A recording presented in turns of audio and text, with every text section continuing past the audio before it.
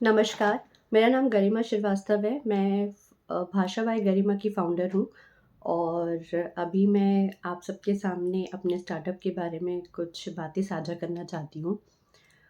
शुरुआत करने से पहले मैं सबसे पहले शुक्रिया अदा और धन्यवाद देना चाहती हूँ महालक्ष्मी मैम को, जिन्होंने मुझे WEI के साथ जोड़ा और मुझे आगे बढ़ने का मौका दिया। आज ई-लॉन्च WEI जो मध्य प्रदेश में हो रहा है, वो अपने आप में बहुत गर्व की बात है क्योंकि इस इवेंट के थ्रू, इस लॉन्च के थ्रू हम ऐसी बहुत से एंटरप्रेन्योर्स को आगे बढ़ाने का मौका देंगे, जिन्हें अपना स्टार्टअप स्टार्ट करना है और वो एक सपोर्ट चाहते हैं। तो उन्हें ये जो प्लेटफ़ॉर्म है, वो काफ़ी हद तक सपोर्ट करेगा और आगे बढ़ने का मौका देगा। अगर बात करें भाषा बाय गरिमा की शुरुआत की और चैलेंजेस की, तो हाँ, काफ़ी चैलेंजेस मैंने अपने स्टार्टअप में देखे हैं, जिसमें सबसे बड़ा स्टार्टअप चैलेंज जो मुझे लगा है वो है नेटवर्किंग का। आम तौर पे हम अपना एंटरप्रेन्योर की जर्नी और स्टार्टअप स्टार्ट तो कर देते हैं, लेकिन जब कहें कि इसको आगे बढ़ाने की बात होती है तो नेटवर्किंग सबसे ज़्यादा इम्पोर्टेंट होता है। तो इनिशियली मैंने काफ़ी ज़्यादा नेटवर्किंग को लेके चैलेंजेस फेस करे। कभी-कभी क्लाइंट्स की तरफ से मुझे रिस्पॉन्स नहीं मिलता था, कभी नेटवर्क मेरा इतना स्ट्रॉन्ग नहीं था या इतने ज़्यादा क्लाइंट्स और इतना ज़्यादा पब्लिसिटी और आप कह सकते हैं मार्केटिंग नहीं थी कि मैं बहुत अच्छा और बहुत बड़ा ग्रुप फॉर्म नहीं कर पा रही थी। तो सबसे बड़ा ड्रॉबैक और आप कह सकते हैं कि चैलेंज मेरे लिए नेटवर्किंग था। दूसरी अगर मैं बात करूँ तो फंडिंग जो आई थिंक हर स्टार्टअप के लिए या फिर किसी भी फर्म के लिए बहुत इम्पोर्टेंट होता है।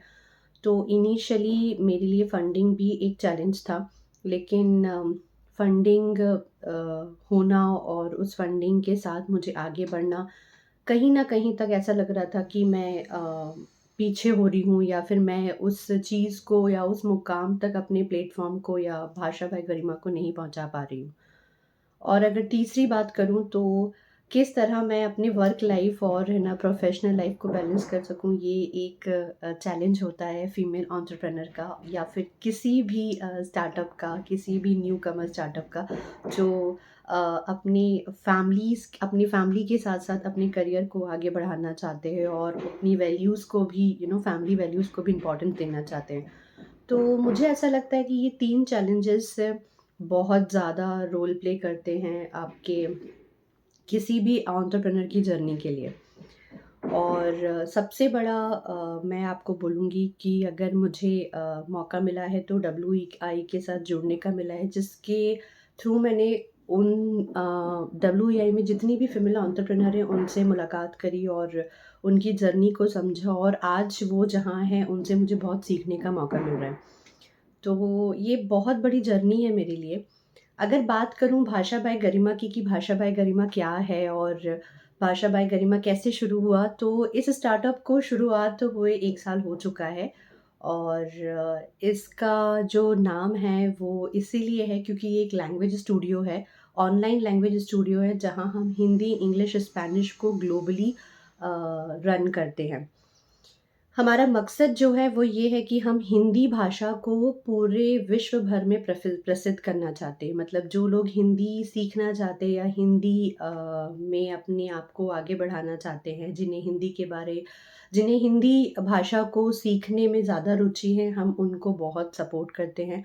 और एक हमारा मिशन ये है कि हम हिंदी को पूरे वर्ल्ड वाइड पब्लिश करें और ना उसको एक है ना मुकाम तक पहुँचाएँ। तो ये हमारा एक मोटिव है।